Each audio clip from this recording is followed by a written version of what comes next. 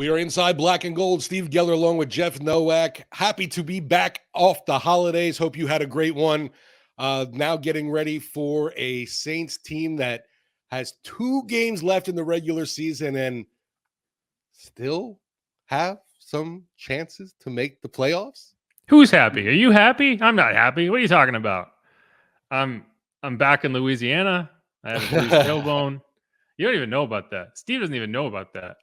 Only people who are watching on YouTube really know about.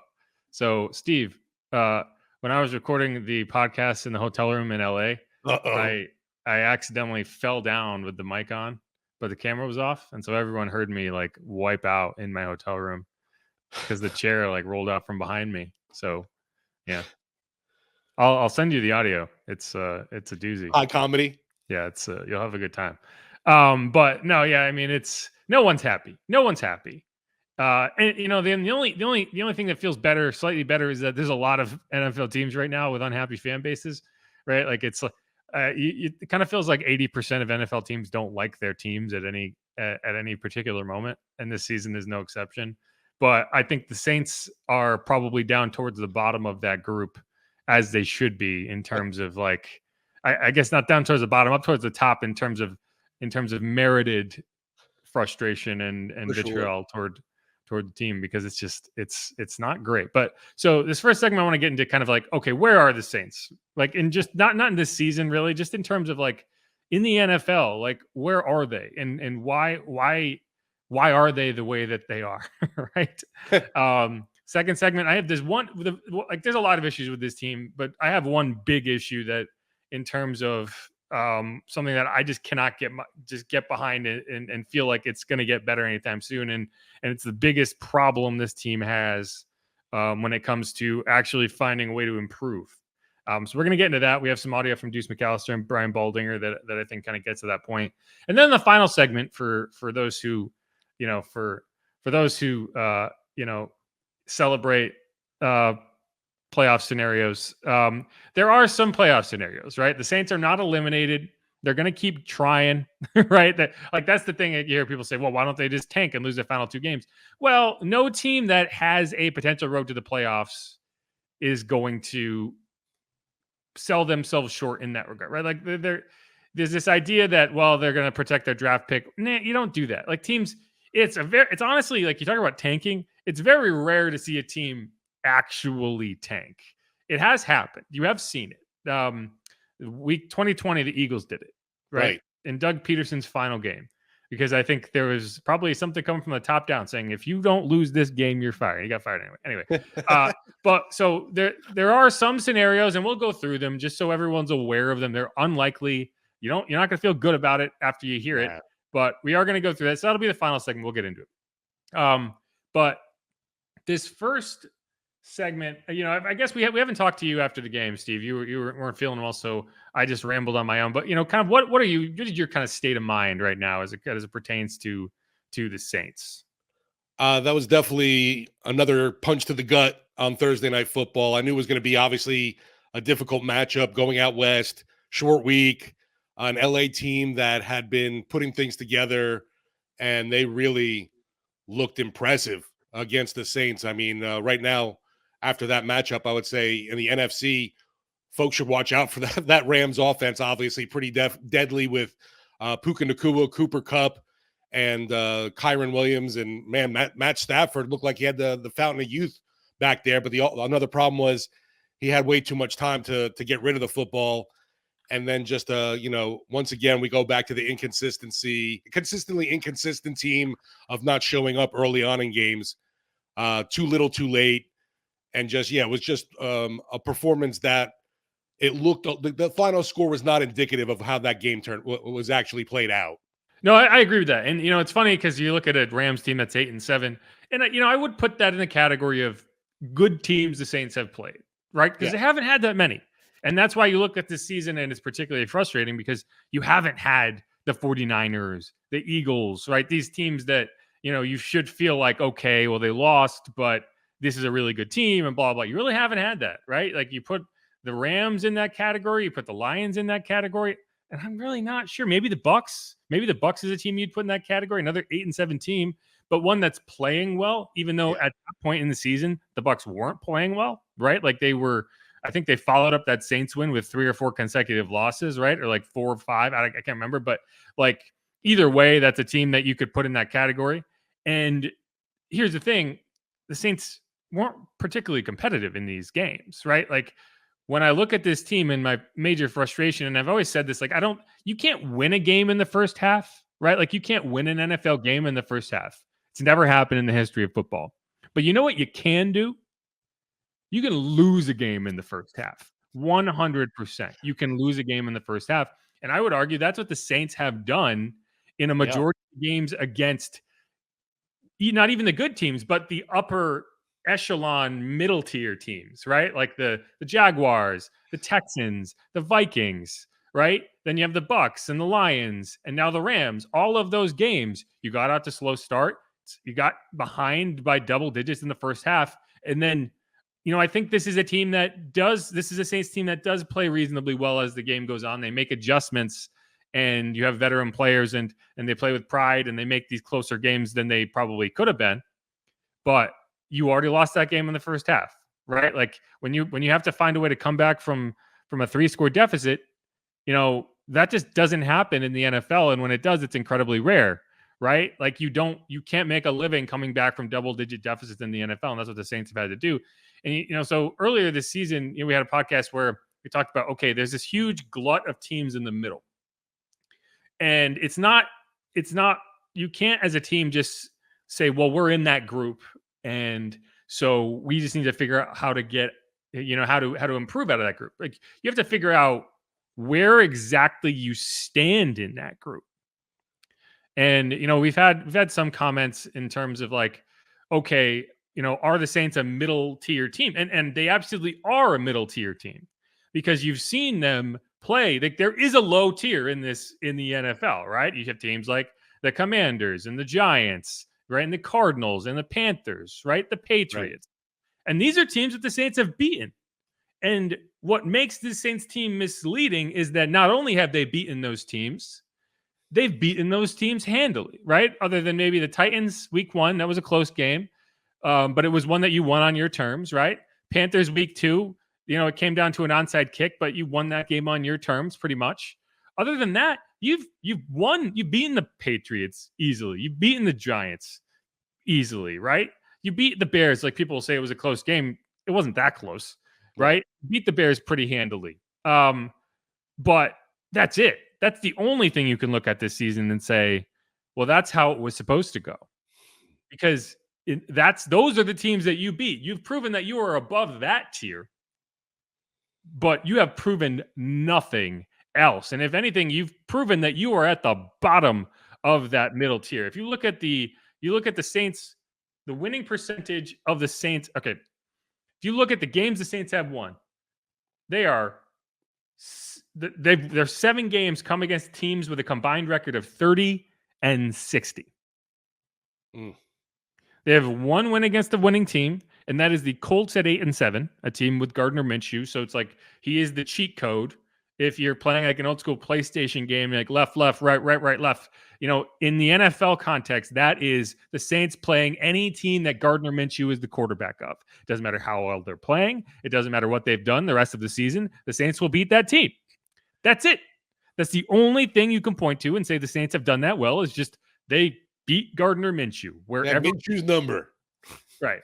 But then you look at the games the Saints have lost, and there is a combined record of 64-56, right? So you have lost to a lot of middle of the road teams. The only team you've lost to with a good record is the Lions. Everyone else is 8-7, 7-8, whatever. And so, like, to me, that's the story of this team. It's a team that is decent enough to beat bad teams, but it is nowhere near good enough to beat good teams. And it is right on the fringe of being able to beat middle of the road teams, but still not good enough.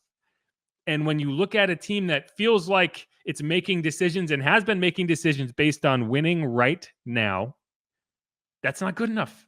And you cannot continue to do that. You cannot continue to operate in the way that you have. We can talk about Dennis Allen. We can talk about Pete Carmichael. I think that's a conversation to have next week, right? Like, I don't think we need to spend all of this week talking about Pete Carmichael and Dennis Allen or whatever their job status, because they're getting to the end of the season. But I think a lot of your decisions are going to be informed by how things look over the next 2 weeks. And frankly, I would be shocked to see the Saints go out and be competitive against the Bucs in week 17. I will say, Jeff, there was that report. I don't know if you touched on it at all in the last pod that I missed about Tom Pelissero saying that Dennis Allen's job seemed to be pretty much safe unless like things went totally awry in the last 2 games. Yeah, and one of the reasons I don't want to really talk about it too much this week is because there is a lot to dive into. And what would end up happening is we would just completely just derail everything to talk about that. I got you. But I think like what's going to be the conversation toward the end of the season, and I want to devote a lot of time to it, is it's not necessarily about whether you move on from Dennis Allen. It is what's the best road for this team going forward. And that road has Derek Carr on it, regardless of where you place it. For at least one more year, that road has Derek Carr on it. And so when you're talking about what's the best option, whatever coach you're trying to court, whatever coach you're trying to bring in, look at what is established and tell me why that's an attractive place for that coach to be. Right. And so I think to me, and you're looking at it like, okay, how can we change things up so that if and when we do change coaches and change whatever, that it's a scenario where someone can walk into it and feel like they are not booby trapped. Right. And totally agree, and again, like we can talk about this more next week. And I think that'll be a much easier time to talk about it in terms of we'll have known what happened in this Bucs game, because this is a big game, right? If the Saints come out and look good and they beat the Bucs on the road and suddenly you're at 8-8 and you're looking at it, like, I don't think that changes a ton, but it does at least negate the idea that you're going to go out there and lose by 50. Right. And if you do lose by 50 and the team looks like it's quit and whatever, then that informs a lot. So I think there's a lot, but I just think, from the perspective of how do you kind of pull out of this death spiral that you're in? It's not a one season thing. It is a multi-season thing. And it's going to come down to how do you change up your methods, right? Like, you can bring a guy back, but operate like the Bucs did. Right. And I think that's going to be a big part of the conversation is like, look at how the Bucs operated and how they made sure not to hamstring themselves for this season to try to win this season. And I think that's how the Saints, like, you could maybe find a way to be competitive next season, but it has to come without trading up and giving up assets to go all in right now. It has to come without taking on bad money. Right. And that's what the Saints haven't done. And I think, more so than I think as importantly as the coaching decisions are, it is the front office playbook and how they operate, right? Because I think you've gotten to the point where you have to consider, okay, what assets can we pick up? How can we reset the deck to some extent? Because I don't think anyone who's looking at this in any outside of the terms of I don't want to get fired is going to say, okay, stay the course. You're improving. Because look at this team and tell me, where are they better than they were last year? Right? It's not about where are you per se. It's where are you right now and how can you improve? And, one of the things I said this week as I kind of half paid attention to football because it was Christmas weekend. And I just want to thank the Jags for not forcing me to spend too much time on Christmas Eve watching that game. Is like I tweeted that, like, okay, the Jags and the Saints seem to be competing with each other for who can disappoint their fans more in a patty cake division that was just set up to win by anybody with a pulse, right?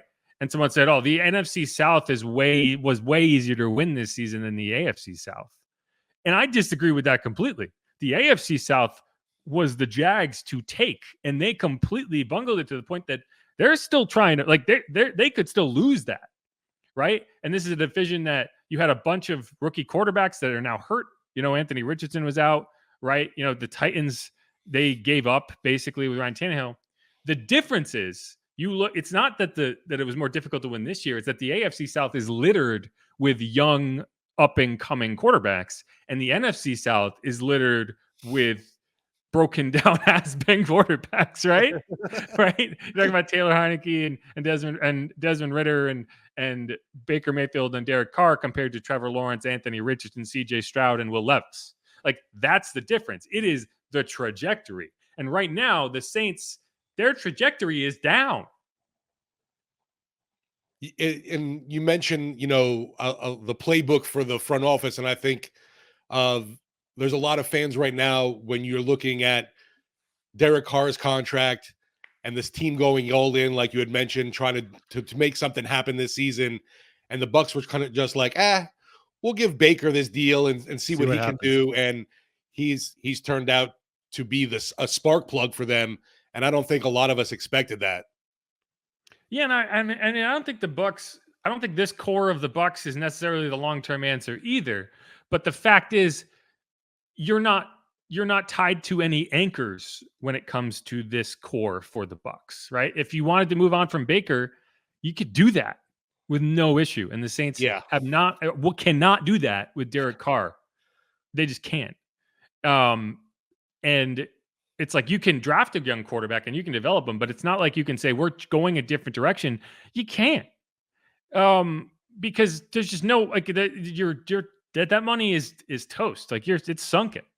So at best, you are looking at a different structure around Derek next year, but in no way are you looking at it like, well, we're just going to tear everything down and start from scratch. Because what are you going to pay him $30 million to go away? That's not better. Right. So that's what makes it frustrating. And I understand why people are annoyed by that. But it is what it is. And that's why it's, you look at it and you say, yeah, we're on par with a lot of these teams in the NFL in terms of like, well, this team's not good, this team's not good, this team's not good, and we're somewhere in there. But a lot of these teams you're trying to compare yourselves to are teams with young quarterbacks and young developing players and this and that and this and that. And where the Saints are is staring at a bunch of missed draft picks, guys who can't get on the field. Yep. And those are the players who you're supposed to be looking at as the trajectory upward type people. And you can only look at a handful and say, okay, Chris Olave is good. That was a good draft pick, right? Pete Werner, while I don't think this has been his best year, is still a guy who you can have as your kind of core group to build, right? Paulson Adebo, he's a core piece. Marshawn Lattimore is very good, but he's getting older. So it's like, he can't be part of the rebuild when it inevitably happens. So you just don't have those. Like, you don't have those pieces that you're like, okay, this is the future, and we're going to find a way to massage this current group into that future group, because there aren't enough pieces to turn that, right? And you don't have enough money to go out and make meaningful free agency signings to add to that. And so, I mean, from the top down, I think there are some serious issues that need to be ironed out. And if you're not willing to commit to that, to commit to those changes, then I don't see a way for this to improve. That's kind of where I'm coming at here. Yeah, and I know we're definitely going to get a lot into this the next segment, but the biggest thing is so many misses with those high draft picks along the defensive and the offensive line. Not seeing Trevor Penning at all this season has been disgraceful to me. Yeah, well, like the beginning of the end in terms of feeling good about this draft system was 2018, right? Like, you had the great draft in 2017, and then you said, okay, Marcus Davenport is our heat check guy, right? And from that point on, you just have not hit at all, and I will say, Brazil, I think has been okay. Yeah, but well, I mean, sure, but it's still like, okay, he's one of those pieces, right? He's one of those, okay, we have a handful of pieces that feel like a functional young roster, but only a handful. right? You're not looking at, beyond the secondary, Right. you're not looking at any group on this team that isn't mainly populated by veteran players whose best years are probably behind them.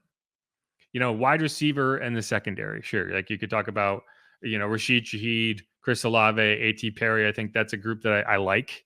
Secondary, you have Marshawn, you have Adebo, you have Taylor, who Alontae got benched, Taylor, though. who got benched. Yeah. But I don't think that, I just think he's an outside corner, right? And so, this is going to be a conversation we're going to have as we get into the offseason. I don't want to have it now, but I'm going to tell you right now, one of my takes going into the offseason is trade Marshawn Lattimore. If you're trying to get up for that quarterback. I mean, I don't know. And that's the thing. I just don't think his value is going to be as high as anyone thinks it's going to be because of his contract and how you've restructured it. But I just think that when I get into this offseason, one of my main rallying cries is going to be collect assets.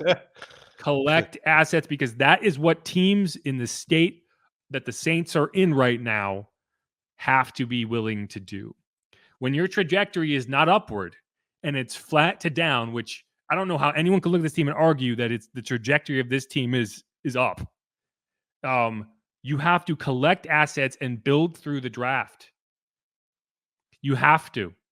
And this next segment, we're going to get into one of the main reasons that is, but like asset collection, do it. And like when people say tanking, I disagree with the idea of tanking. I disagree with the idea of you're putting a team on the field that you think will lose, like you're trying to lose. But asset collection is a completely different type of rebuild than what people seem to think and just drop all the way to the bottom, draft the quarterback, come back up. That's what the Colts did, and it worked. But it's like that's once in a blue moon. That doesn't happen. But when you can build up your asset collection and you can have maneuverability so that maybe you can get to the top of the draft, maybe you can go get that guy. That's where the Saints have to be looking to. And whether you fire the coach before you start doing that, or you give DA one more kind of lame duck year and maybe he finds a way to turn this around, you can't continue to just dig the hole deeper. You can't. You have to start digging your way out.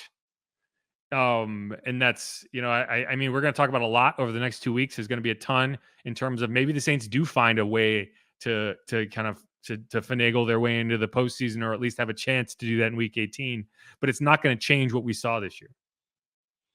No. And I think, we've talked about it a lot. There's how much has really improved from a year ago. It's hard to really put a finger on anything except I was thinking about it. Maybe takeaways. That might be a bright spot from last year to this year.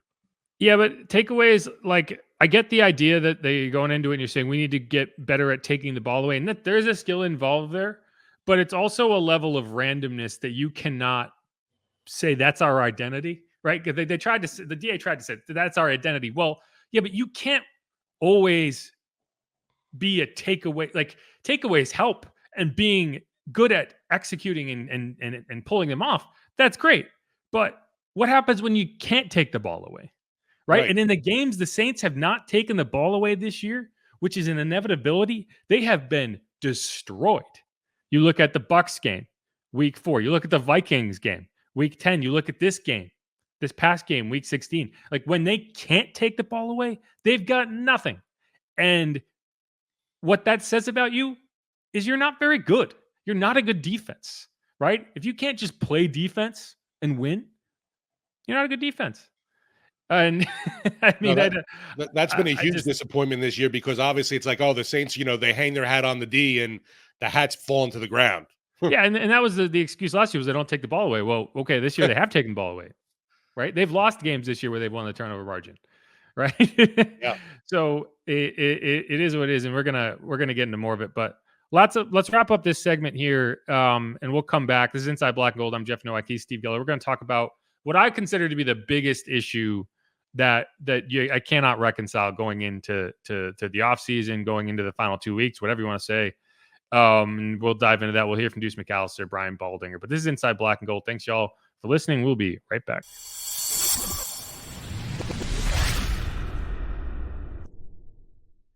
And we're back on Inside Black and Gold. I'm Jeff Nowak. He is Steve Geller. And, Steve, when you look at this Saints team, it's kind of like ranking your children in a way of like, okay, what does everyone do best and what does everyone do the worst, right? And what's the I don't know if that analogy pans out, but either way, it's like there are issues. And I think you kind of look at them and say, what is the most important? What do we need to fix? And what is most preventing us from having success? And I don't know how that, I think I probably missed with the children thing, but it is what it is. But I think as a front office, that's how you've got to look at it. And when I look at this team and I say, what's the biggest issue facing this team? It is that the offensive line, as currently constructed, maybe has 2 starting caliber players on it. And I'm talking about the team that we saw out in LA. So not including Ramczyk, which Right. I don't know how you can look at Ramczyk and see a guy who's didn't have an injury but can't play because of his knee and say, well, this is a guy that we're going to build around. I don't know how. So like that team that stood on the field against the Rams, I think you had 2 starting caliber offensive linemen on the field, and that's Eric McCoy and Cesar Ruiz. That's it. Pete's played better this year. I'll give him that, but yeah, I'm scared to think that this team might pay him again. Well, you might have to, right? And that's kind of scary. My point. Is the offensive line is in shambles, and it has been slowly degrading over the last several years. And you have not been able to functionally rebuild it.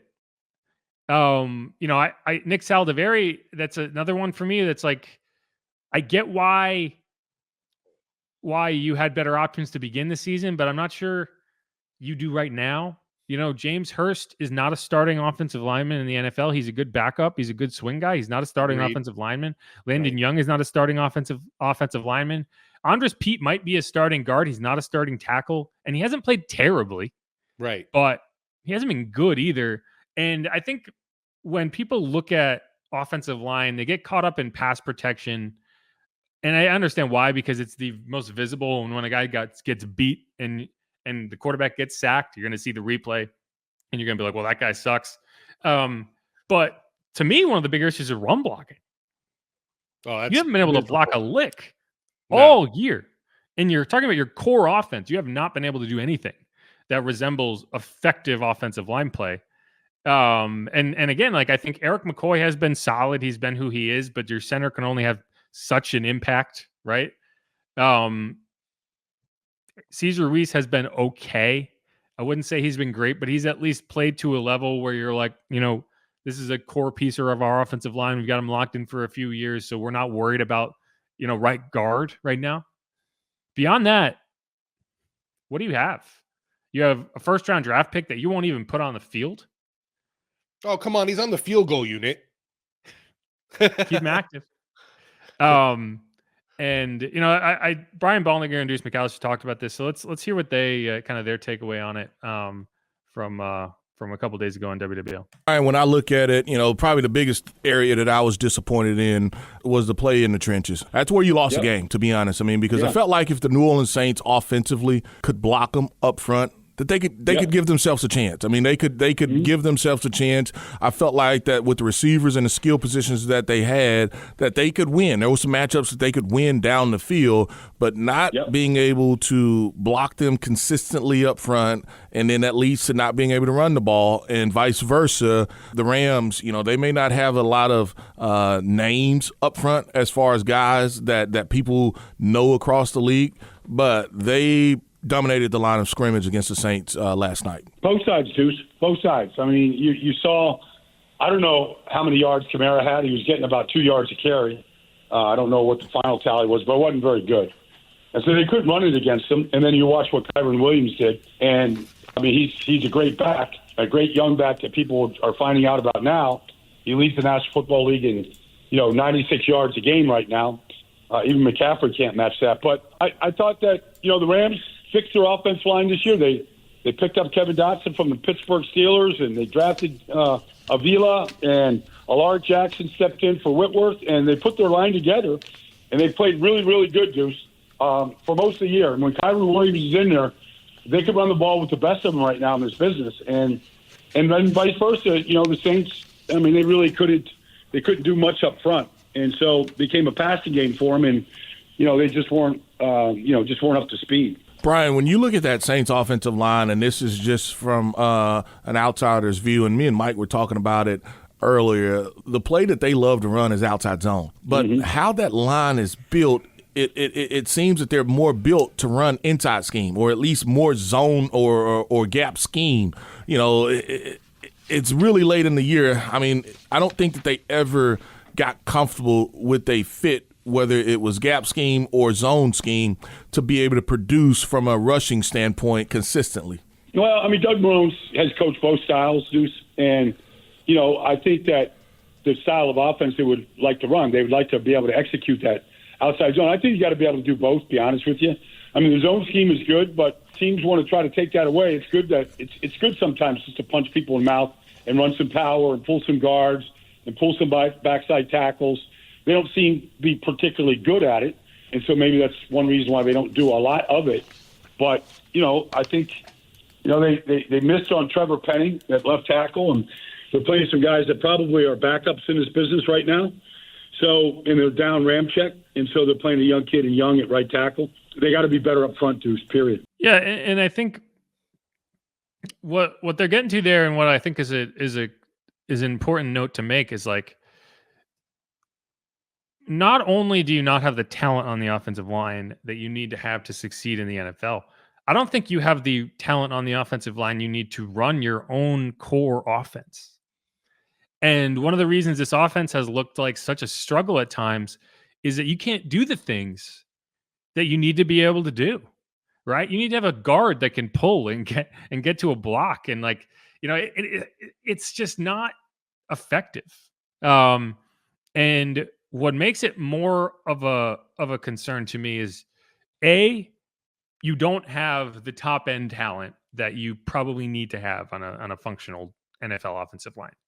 B, you don't see the development from young players to look at and say, well, okay, it's not where it needs to be right now, but I can see the vision of where it could be down the road.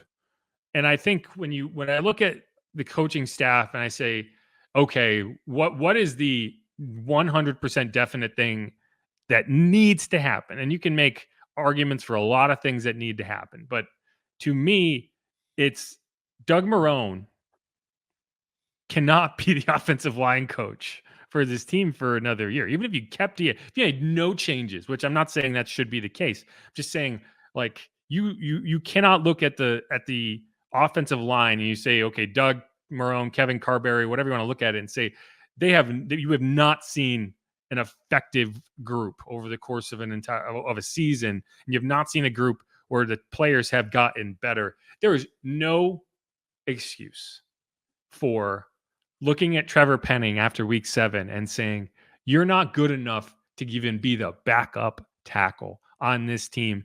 And if that's what you're saying, then that is a direct indictment on the coaching. We can look at the scouting, we can look at whatever and say, well, that wasn't good enough, and they missed, and they should have gone with some whatever. But you can't watch a young player regress and then say the coaching is not an issue, because it's 100% an issue.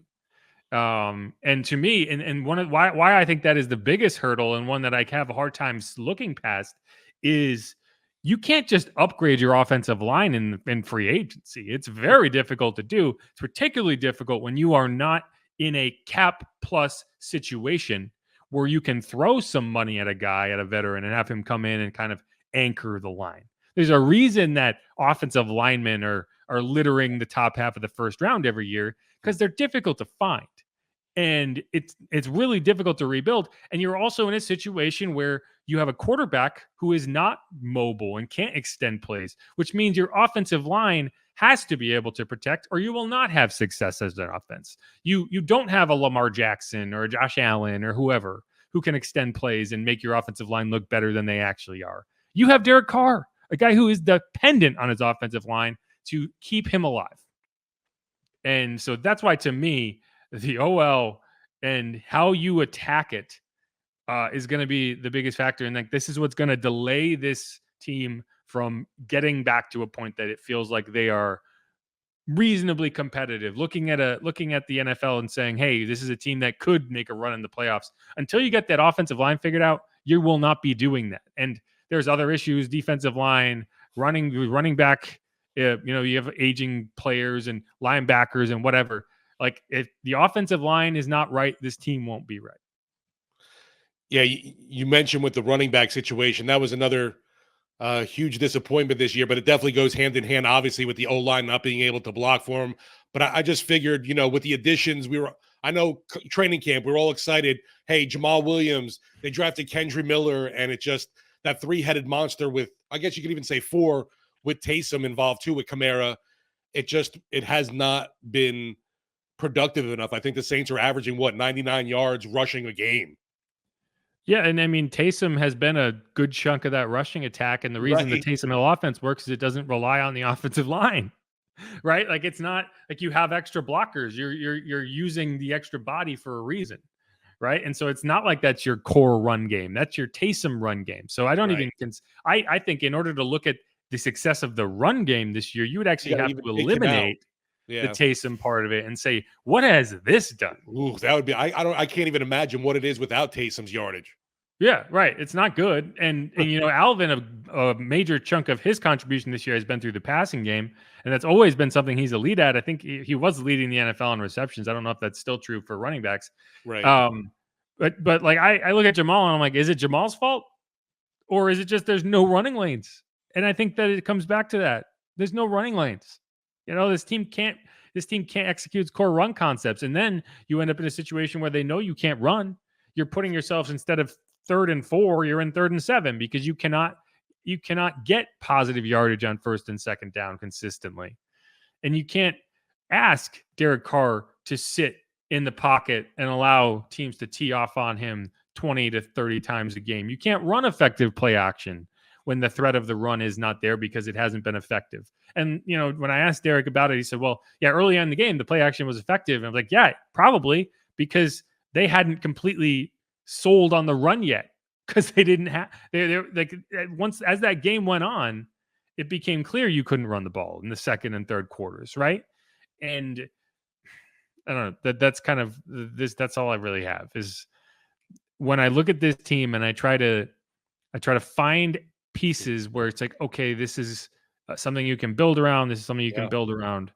I keep coming back to, you win NFL games in the trenches, and you talk about, okay, this is a team that is not at the bottom of the league from a team perspective, from a results perspective, because we've seen them beat the teams at the bottom of the league. But from an offensive defensive line perspective, I think they are in that bottom tier. I think they are at the bottom of the league. And that's not something that you can go from season to season and fix. Now, you should be getting Kendry Miller back. I think he's going to play this week. It sounds like there's some optimism that Peyton Turner could play this week. And I know everyone kind of rolls their eyes when they hear that. Right, but, exactly. One of the guys that I need to see show up and have a decent, it's funny because I tweet that Peyton Turner might be back, and kind of people are like, oh, who cares? And I'm like, well, I mean, if you think the season is over, which we're going to go into the next segment, what the roads are, then those are the players that I need to see over these final 2 weeks show up and do something, right? I don't think they're going to play Trevor Penning, but I sure would love to see him, right? To see if this is a guy who you can actually look at next year as a viable option. Right. You'd think they'd want to get the guy some reps. Come on. I mean, I understand a little bit of you wanting to develop him early in the season, but to this point, what else have you got to lose? Especially when you've got, like you mentioned, Landon Young, Max Garcia, guys like that playing right now. You're telling me your 1st round pick can't get in for any snaps. Yeah, no, yeah, it defies, and like he's in year 2. Right. This wasn't the first round pick this year. Exactly. Yeah. And I get it. He missed his first. They're treating him like a rookie, right? Like, I think that's kind of how they're approaching Trevor, is that they're looking at this as his rookie season. But it's not his rookie season. And even by those standards, you're looking at a guy who can't even be the backup. No, you mentioned Doug Marrone, and I wonder, is there some kind of strife between Penning and Marrone right there? Because it's just odd. I'm blown away with this, and I know everyone's going to be critical of, oh, that's what happens when you keep taking guys from these small schools, and yet it hasn't necessarily worked out for the Saints. I know everybody wants SEC talent. That's what fans want to see. Yeah, I don't think it's a small school thing. I think it's a development thing. Right. Like Caesar's from Michigan, like it's not like you're talking about Eric McCoy is from Texas A&M, right? Landon Young's from Kentucky, so it's not like you're looking at these guys and saying, well, they're all small school guys. And I don't think that, like traditionally speaking, it being a small school guy isn't like the issue, right? It's a development thing, and it's a health thing in some cases. Yeah, definitely health. And I don't think that Trevor's lacking in talent, right? But yeah, I think it's. I was really disappointed they didn't keep Zach around, and Thanks, I Sean. thought the Doug Marrone thing was weird from the beginning in terms of, what drew you to him as the developmental guy. Alabama shipped him out, for crying out loud. I don't know, but yeah, that's this whole segment has basically been me shitting on the offensive line, and like, again, I think there's, if you have Eric McCoy, Cesar Ruiz, and Ryan Ramczyk on the field, you have 3 starting caliber offensive linemen. But you need 5, and Ryan. I don't know how many games a season you might even get out of him going forward, but I mean, so you're talking about you are at a deficit at 2 offensive line spots, a significant deficit, and you have to at minimum find your next right tackle, even if he doesn't play right away. And right now you don't have him. So again, we're going to talk a lot of the next couple weeks about what the Saints have to do to kind of rebuild this team and where they should start looking and how you should start. I'm not ready for draft shows. No, I'm not either. But that's going to be where it has to start, is rebuilding. Because this is a team that would tell you it builds through the trenches. And that's why you spend a lot of first round draft capital on offensive and defensive linemen. And I get it. Yeah, it just hasn't panned out, though. And it's the right strategy. Right. In my opinion. Because you can go out in free agency and find a wide receiver, find a defensive back here or there, sign a safety, whatever, sign a linebacker. Like Larry Warford is one of the better linemen the Saints have found in free agency. Think about that. Yeah. And they paid him a lot. So, we're going to see the next couple weeks. And that's like when I look at the next couple weeks, and week 18, fine. I think they can probably find a way to beat the Falcons. I mean, the Panthers did it, for Christ's sakes. But you look at the Bucs and you say, like, well, the Saints need to beat the Bucs. How can they do that? Well, if you can't block, you're not going to beat anybody. No, and the way Tampa's been playing right now is definitely scary, because they're putting points up on the board, and we know this team. You don't want to get into any kind of shootouts.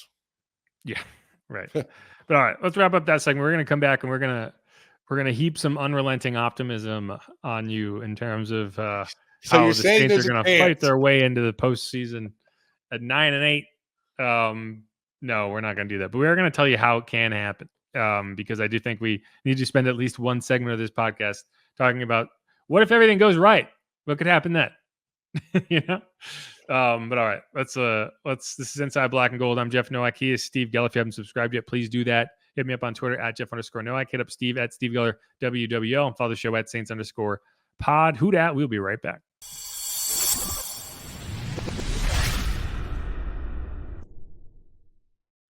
And we're back on Inside Black and Gold. One more segment here, and it's going to be the playoff segment. Playoffs. Can we get a Christmas miracle extended? Did you hear the Jim Mora rant about Morton Anderson's tweet? Yeah, I was pretty, I don't want to say shocked, but it was definitely surprising. I enjoyed it. And so this is kind of funny. So my wife, Claire, I was listening to that segment. We were in the hotel room and she could hear it because it was on my phone. And at one point, Jim Mora, he said playoffs. And Claire was like, playoffs? And you can't help it. You realize that he's the guy you're quoting there? And she was like, what? Because she knows that like meme, but she didn't know who Jim Mora was. Okay. And it was just funny because like that's how ubiquitous that playoffs is, that like she didn't even realize that's who it was, but she was like, it triggered it, right? I thought it was funny, but it's a very much a playoffs moment. It's like playoffs. We're just trying to win a game. Yeah. But that's kind of where we are. It's like the Saints.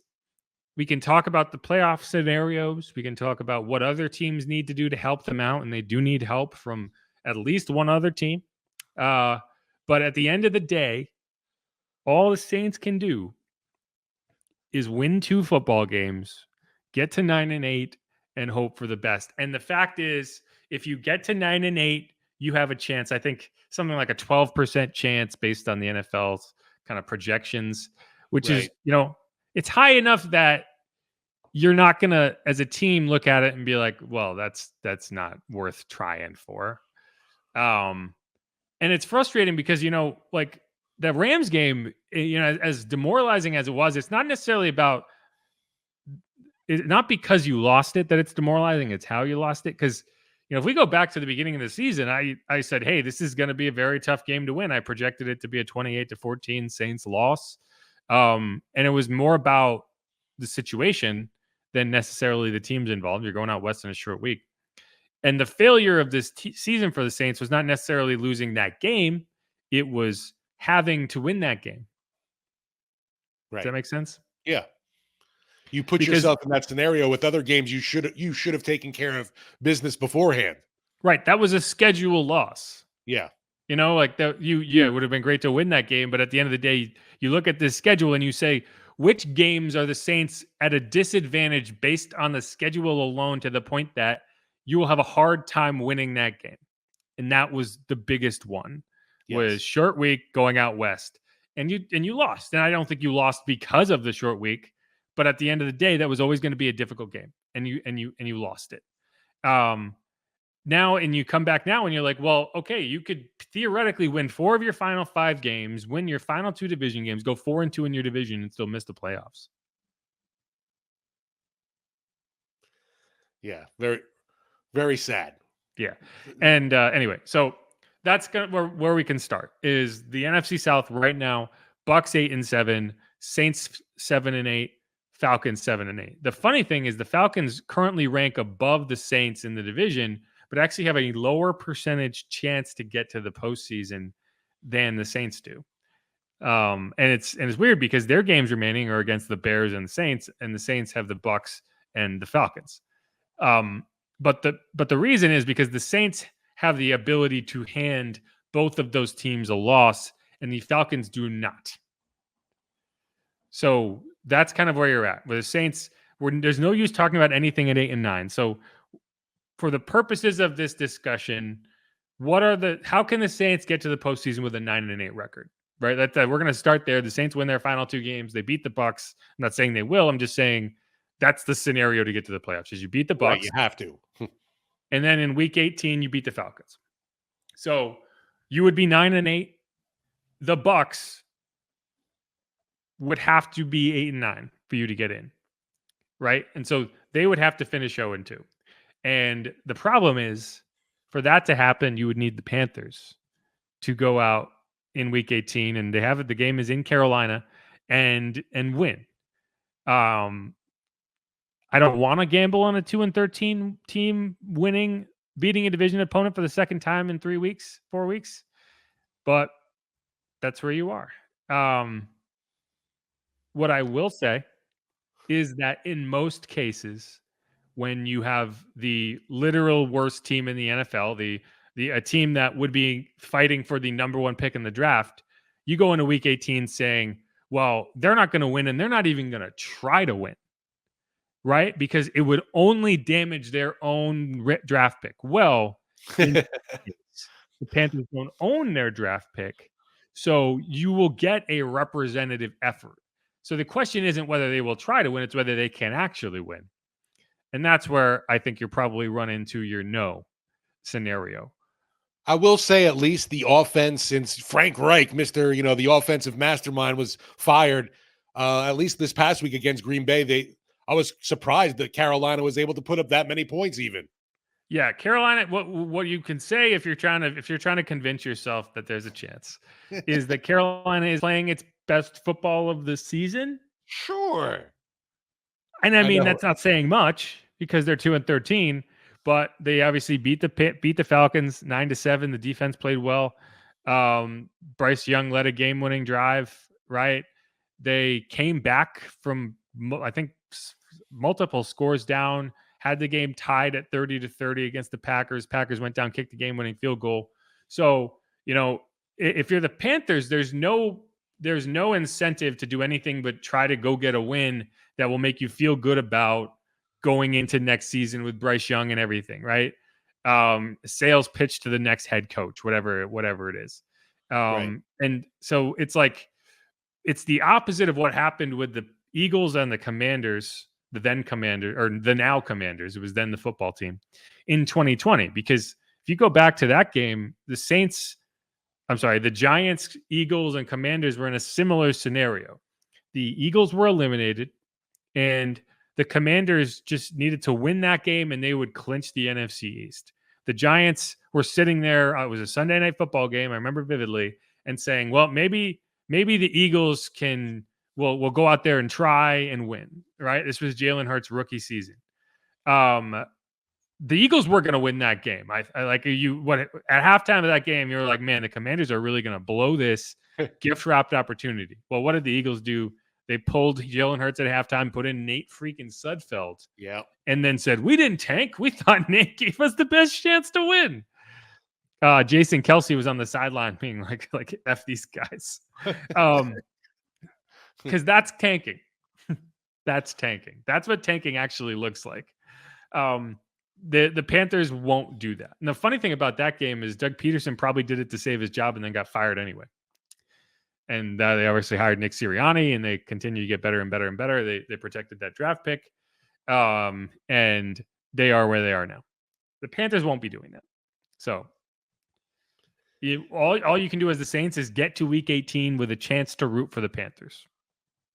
You're right. And you mentioned, we heard from Dennis Allen, and obviously that's the team's focus. The Saints can't worry about what's going to happen in the final week of the season in a game that they don't control. We can control kind of thing. So, yeah, right now they're just thinking about winning out, and a number one problem is going to be those Tampa Bay Buccaneers this Sunday.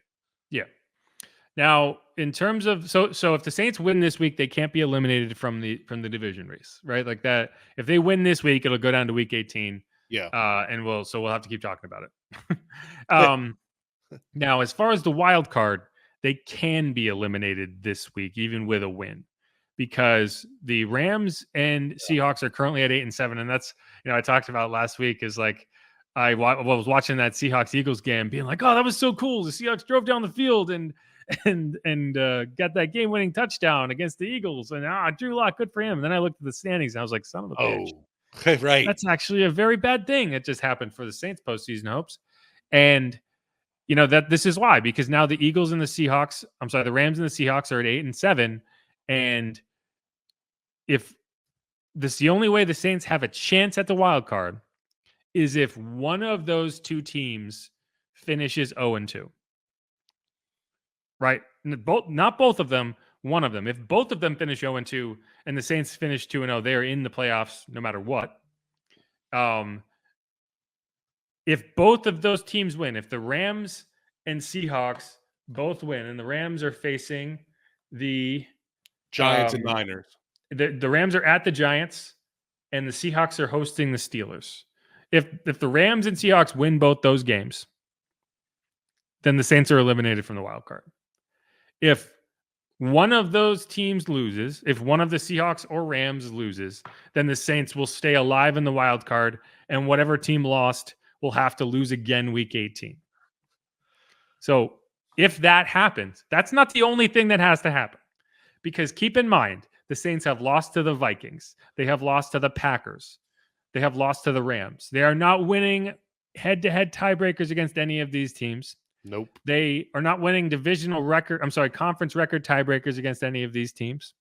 So the only way they can win is if 3 of those 4 teams finishes at 8-9 or worse.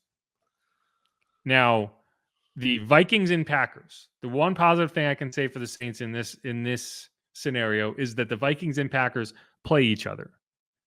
So that eliminates one of those teams this week from being able to go 2-0. So if one of the Seahawks or Rams finishes 0-2, then whichever team wins that Vikings-Packers matchup, the Saints would need to lose in week 18.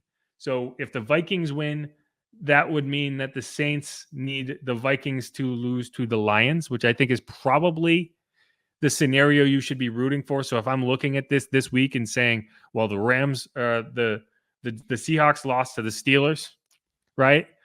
And I want the Vikings to beat the Packers because the Vikings would have to beat the Lions, and the Packers face the Bears, a team that will probably be trying to secure a draft pick hero there, whereas the Lions might be playing for a first-round bye. So that's the scenario. If I had to be in it, that's what I would be rooting for. In case, so if you're watching that Packers-Vikings game trying to decide who you want to win, I would say root for the Vikings so that they can lose the next week. But that's it. It's actually pretty straightforward, right? So for the Saints, you need 3 of these teams to finish 8-9. It's the Rams, Seahawks, Vikings, Packers. The Rams are 8-9, Seahawks are 8-9. One of those teams need to go 0-2. And then whichever team wins this week between the Vikings and Packers, you would need that team to then lose week 18. And then the Saints would need to finish at 9-8. Again, highly unlikely. But those are the games to watch. You can kind of ignore Vikings Packers, despite what I just said, because the result at the end of the day won't really affect the Saints standing until week 18. But the teams you should be rooting for, Giants hosting the Rams, and I'll give the Giants credit. The Giants are playing, with pride at the very least. They gave the Rams a run. I'm sorry, the Eagles a run for their money, and so hopefully they can do the same against the Rams if you're the Saints. And then root for the Steelers to beat the Seahawks. I don't know if the Rudolph magic will extend beyond Christmas, but it was definitely there before Christmas. Smokes. Yeah, so it was. Maybe Mason Rudolph can do it again. But those are the postseason roads. Yeah, and the one fantasy league I had Pickens on the bench. Big mistake there. Yeah, I didn't watch any of that game. Again, I was like kind of, in LA, and we were kind of just doing our thing, and I was kind of following the scores. But I looked and I was like, wait, how do the Steelers have 35 points? What happened? What happened to the Bengals? Yeah, they're Jake talking about Browning. I thought he was Mason Rudolph and Pickens looked like Brady and Moss out there.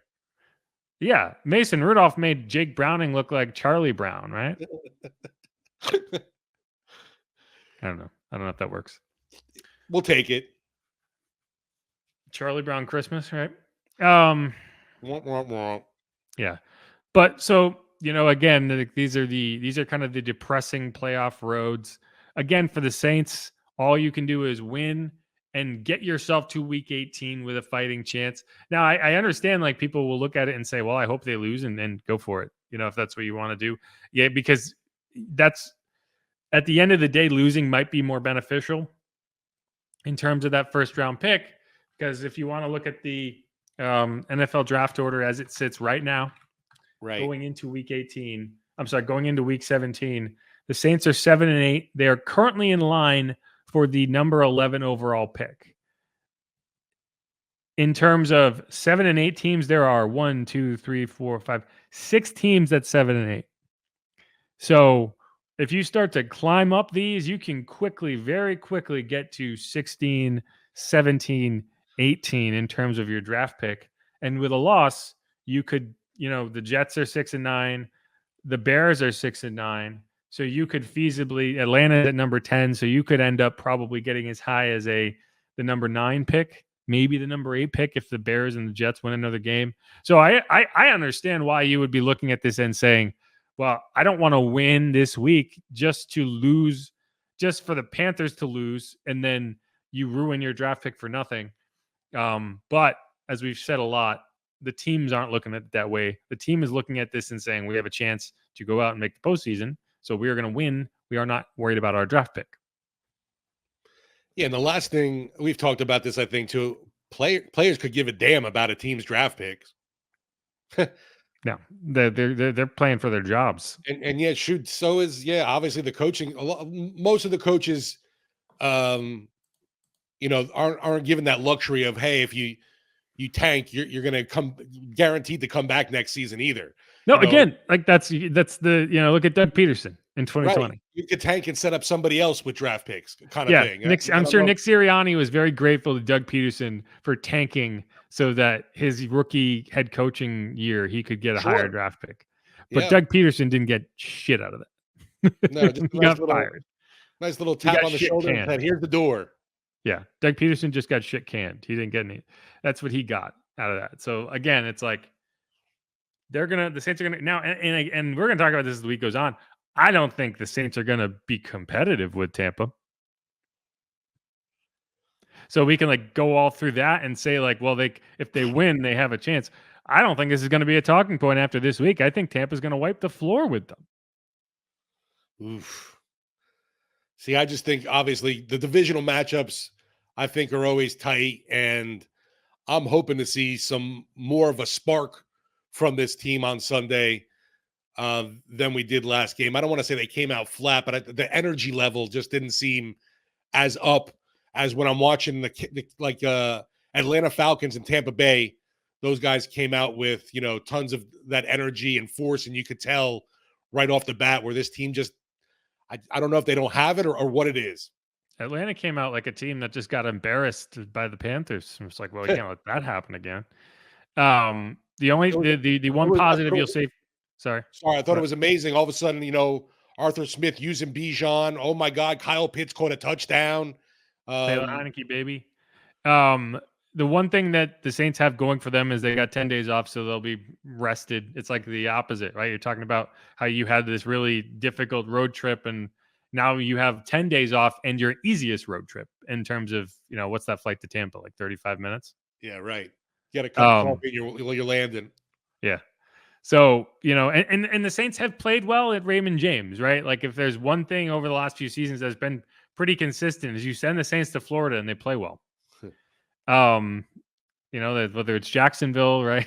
They play well in the state of Florida. So maybe this is my, whatever I say, usually the opposite ends up happening. So maybe this is me reverse jinxing them. I'll take it. Right. That's why I don't gamble, because it happens way too often. And with this team, obviously with the Saints, we don't know what you're going to get from week to week. There's been no consistency. Yeah. The biggest point of consistency is if I ever describe something as having a snowball chance in hell of happening, bet on it, because I'm almost always wrong when it comes to melting snow. Sorry. It's all right. I had Haas texting me something with the show. Sorry. I was saying if I ever describe something as having a snowball's chance in hell of happening, that's your cue to bet on the opposite, because I am almost always wrong when I am that confident. Unless it's UConn basketball. That's true. No, they did lose to Seton Hall. You Jersey kids. Well, you find one every now and then. That's true. Yeah. Blind squirrels and whatever. There you go. Right. Broken clocks and all that good stuff. But all right, this is Inside Black and Gold. I'm Jeff Nowak. He's Steve Geller. We're going to wrap it up there. Saints going to the playoffs, baby. Book it. Get ready for that first round matchup against. Oh, the Eagles, and they're bad. No. Would it be Philly right now? Oh, it would be Cowboys? It would, as of right now, it'd be the Cowboys, yeah. I mean, nobody. I mean, we saw it the other day. Obviously, San Francisco, how the mighty fall to. There doesn't look to be anybody at least asserting any kind of dominance. So anything's possible this season because it's been so wacky. I don't know how many different quarterbacks we've seen for all these, teams across the NFL. Who knows? Maybe we'll see Jake Haener in the finale closing things out for this team. The way things have gone so wacky this season. Yeah, the ultimate wild card for me has always been like, can you get Lamar Jackson to the postseason healthy? Right? And the answer the last several years has been no. No, right? But what happens when you do? And I think if I'm betting right now, I'm putting my money on the Ravens. Yeah. Because I just don't think you can match up with that guy. And the only reason that it hasn't happened yet is because he's been hurt. Now, will he get hurt again? I don't know. But you saw, when he is healthy and in his bag, I don't care what team it is. They're not going to be able to stop him. So that's like if I'm betting right now on who I think is going to win the Super Bowl, I'm going with the Ravens because the Chiefs are dead in the water in my opinion. Like I don't. You just got to watch out for the refs tripping Lamar in the end zone. Yeah, what the hell was that, man? Can you imagine if that was a close game and that's how they lost? Is a safety because the ref can't get out of the damn way?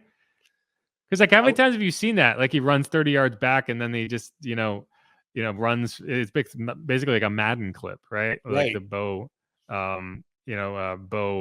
Jackson where he's like just chase or Michael Vick where like the entire defense is like, that was me miming running for you listeners. Yeah. All right. That's it. That's the tweet. All right. Inside Black and Gold. Who dat? Go Saints. Be easy, y'all. Who dat? Peace.